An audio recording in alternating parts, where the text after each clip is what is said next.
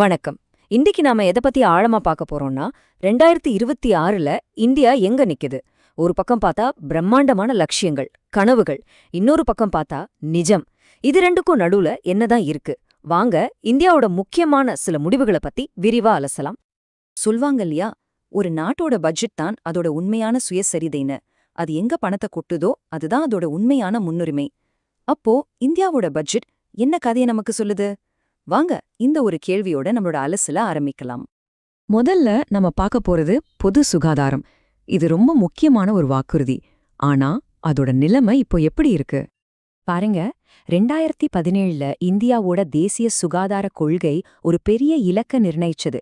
என்னன்னா, நம்ம நாட்டோட மொத்த உள்நாட்டு உற்பத்தியில, அதாவது ஜிடிபில 2.5% பொது சுகாதாரத்துக்காக செலவு பண்ணணும்னு சொன்னாங்க. ஆனா நிஜத்துல என்ன நடக்குது? இந்த சார்ட்ட பார்த்தாலே புரியும்.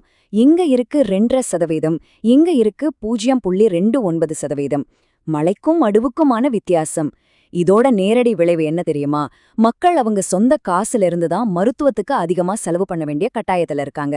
இன்னும் கவலைப்பட வேண்டிய விஷயம் என்னன்னா, கோவிட் மாதிரி ஒரு பெரிய பெருந்தொற்றுக்கு பிறகு கூட இந்த செலவு ஏறுறதுக்கு பதிலா இன்னும் குறைஞ்சிருக்கு. சரி, உலக அளவில நம்மள நாம ஒப்பிட்டு பார்த்தா இந்த இடைவெளி இன்னும் பெருசா தெரியுது. பிரேசில், ரஷ்யா, சீனா மாதிரியான பிரிக்ஸ் நாடுகளோட ஒப்பிட்டா நம்மளோட தனிநபர் சுகாதாரச் செலவு கிட்டத்தட்ட 14-15 மடங்கு குறைவு. ஏன், பூட்டான், இலங்கை மாதிரி நம்மள விட சின்ன அண்டை நாடுகள் கூட நம்மள விட அதிகமா செலவு பண்றாங்க. அதாவது ஹெல்த்துக்காகவே தனியா ஒரு வரி வசூல் பண்றாங்க. அப்போ அது எக்ஸ்ட்ரா பணமா தானே சுகாதாரத்துறைக்கு போகணும். ஆனா அப்படி நடக்கல. அதுக்கு பதிலா ஏற்கனவே இருக்கிற பட்ஜெட்டை ரீப்ளேஸ் பண்ண தான் இதை பயன்படுத்துறாங்க. சிம்பிளா சொல்லணும்னா வலது கையில வாங்கி இடது கைக்கு மாத்திர மாதிரி தான். இதனால சுகாதாரத்துறைக்கு புதுசா எந்த ஒரு பெரிய உத்வேகமும் கிடைக்கிறதில்ல.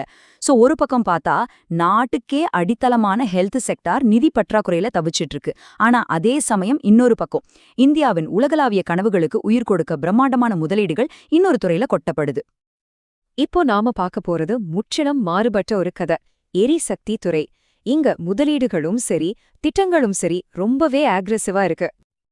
எனர்ஜி அடிஷன் அப்படின்னு ஒரு கான்செப்ட் இந்தியா எனர்ஜி வீக் 2026ல முன் வச்சாங்க. இதுக்கு என்ன அர்த்தம்னா, நிலக்கரி மாதிரி பழைய எரிசக்தியை உடனே விட்டுட்டு சோலார் மாதிரி புது எனர்ஜிக்கு மாறாம ரெண்டுத்துலயுமே ஒரே நேரத்துல முதலீடு பண்றது. அதாவது ஒன்னுக்கு பதிலா இன்னொன்னு இல்ல, ரெண்டுமே வேணுங்கிறது தான் திட்டம். இது ரொம்ப பிராக்டிக்கலான ஒரு அப்ரோச். இந்த லட்சியத்தோட அளவை பாருங்க. Oil and gas, biofuels, green ஹைட்ரோஜன்னு பலவிதமான எரிசக்தி ஆதாரங்கள்ல இந்தியா கவனம் செலுத்துது.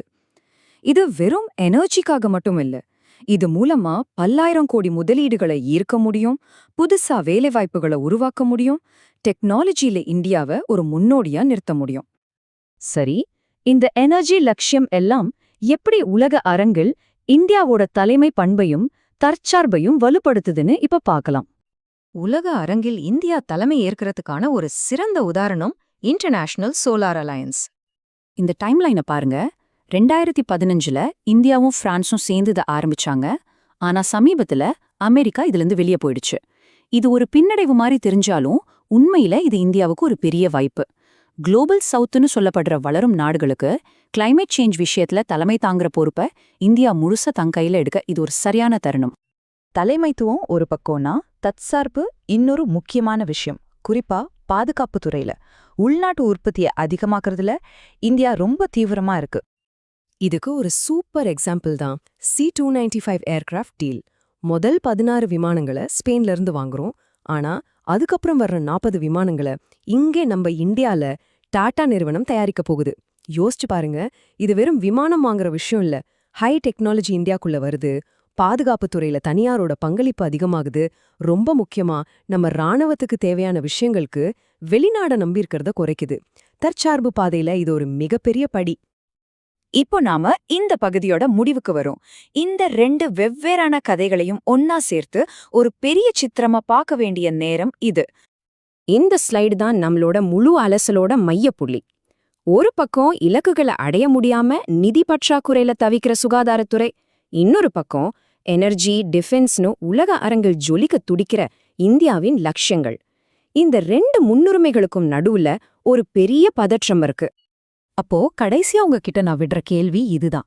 ஒரு நாடு தம் வீட்டுக்குள்ள, அதாவது நாட்டுக்குள்ள இருக்கிற அடித்தளத்தையே சரியா கவனிக்காம வெளியுலகத்துல ஒரு சூப்பர் பவரா வர முடியுமா? தன்னோட மக்களோட ஆரோக்கியத்தையே ஒரு முன்னுரிமையா வைக்காம வெளிநாட்டுல தன் செல்வாக்க நிலைநாட்டுறது சாத்தியமா? இதுதான் இன்னைக்கு இந்தியா முன்னாடி இருக்கிற $1 மில்லியன் கேள்வி. இத பத்தி நீங்க என்ன நினைக்கிறீங்க?